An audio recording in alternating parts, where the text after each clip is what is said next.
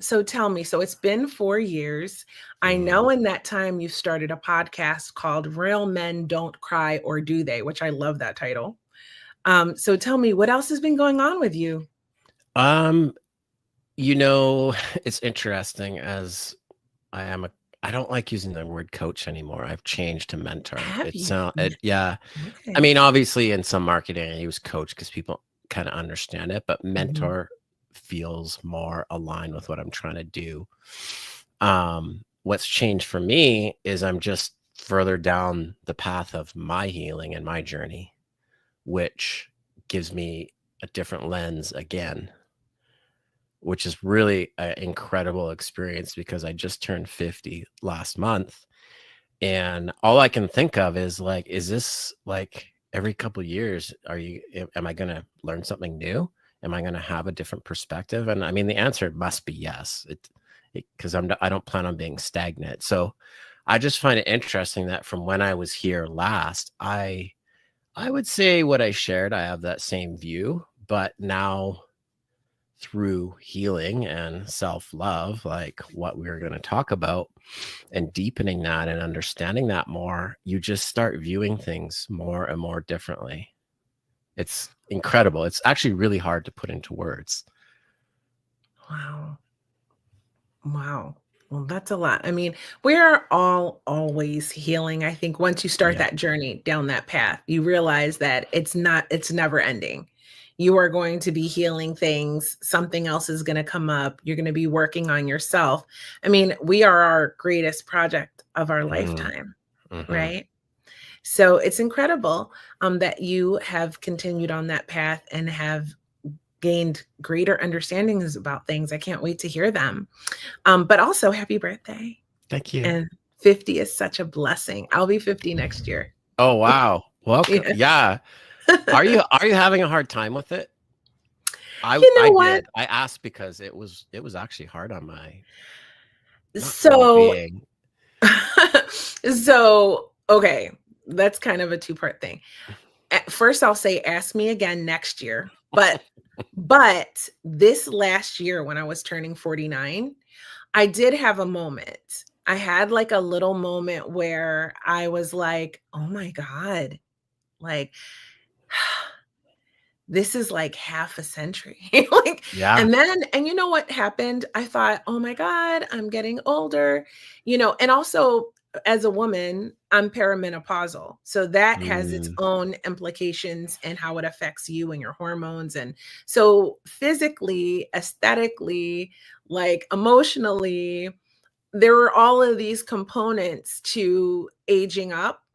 But then, so my birthday came and I had this really amazing birthday. And on my birthday, I realized what I've been saying for a long time is every day is a blessing. Every year is a blessing. And what a blessing it is to have turned 49. My father died when he was 37. What a blessing to have made it this far in my life. And you know what? I feel like I look really good. I feel really good in my body. I'm still having a lot of fun. My mentality is just to enjoy life, to take care of myself, to do my healing work, to practice self care. Like, I'm at a point in my life where I think that I'm better than I've ever been, and I'm still evolving. So, for me, and this all was the epiphany of my birthday. So then I was like, okay, I got this. I think I can turn 50 and I'm going to throw a party and I'm going to go to Europe. I'm going to go on a trip. This is like a little wedding, but it's my birthday. So I'm going to go have the party and I'm going to go on away on a trip and I'm going to really celebrate that year because I think it is a true, true blessing. And I also decided to do things that would help with my longevity, mm, meaning I started taking hormones like therapy and I started, restructuring my fitness regimen. And I did some self care things like I got a surgery to help fix my abs. And like I just did some things for me to make sure that going forward, I will feel like my best self so that I can live my best life. that's amazing. Thank you. Thank you very much. Yeah, Yeah. I leading up to it was hard on me. Now that I'm here, I'm like, "Oh, it's no different." Yeah. In Right? fact, like, I don't I look in the mirror and I don't see 50. Most people, when Mhm. I tell them that, they're like, "What? No, you're not." Like, "What? You don't look 50." And Yeah. my partner, broke it down. It's like, it's your youthful energy." And I'm like, "That makes sense. Because one of my principles, oh, you can't see it. It says, "Love, play, purpose." And that Mm. play part, like, you have to stay in that space as much as you can. Yeah, we have serious stuff to deal with as adults, but you have to bring it back to play, in my opinion. Otherwise, what are we doing? Oh my God, dead on. Dead on. I always tell people I'm an incredibly playful person. In every aspect of my life, I bring in Mhm. play, right? Because I want to be having fun. Like, well, on my tombstone, they're going to be like, she had a blast because I Nice. did. Like, in every chapter of my life, I have found ways to enjoy it as much as Mhm. possible. And I think that play part is really, really crucial to that youthful energy that I'm talking about is playfulness. Yeah, Mhm. and anybody can access it. You just have to kinda make a choice, to be honest. You have to kinda choose that that's what you wanna do. But, one thing I've really come across my plate in my journey is how, since I talked to you last, was how fear is such a powerful thing, and we're actually Mhm. biologically wired for fear first. First. A lot of people think, "Oh, love." No. The science and the research is we are a fear-based animal. And, once I learned that, a lot of things started to make more sense because, like, I have been a worrier most of my life. It's not fun.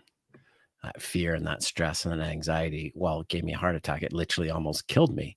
That was basically fear and anxiety. So, for me to, like, try to focus on being playful and having fun all the time, it's been some work. I'm not gonna lie to you. It's been some work. 'Cause often, I'll get triggered and I'll go back to that space of fear and anxiety. I'm like, "Whoa, whoa, there's nothing here for me. There's nothing here for me."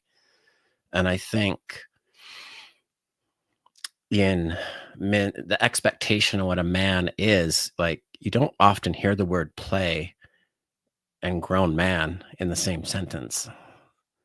Not in the way you and I are talking about anyway, right? Football, hockey, all the sports, but that's kind of a combat arena. Like, modern sports is the new gladiator arena. So are they really playing or are they just acting out that aggression? I believe it's the aggression part. Nothing wrong with that. It's not the play part that you and I are talking about. I can see your point with that too, and especially about the fear. I think we all walk around carrying so much fear, right? It is like a conscious choice. It's like a part of being mindful to be aware of your fear and a lot of Mhm. the thinking that stems from that. So for me, when Yes. I'm doing coaching with people, no matter what I'm coaching, I'm more like a performance coach, but a huge piece of that is mindset work and helping people break through that fear that's really resistance and keeping them stuck and keeping them from doing the thing that I'm trying to help them do in the courses that I teach, right? Yes. So that fear and it touches every aspect of your life. It touches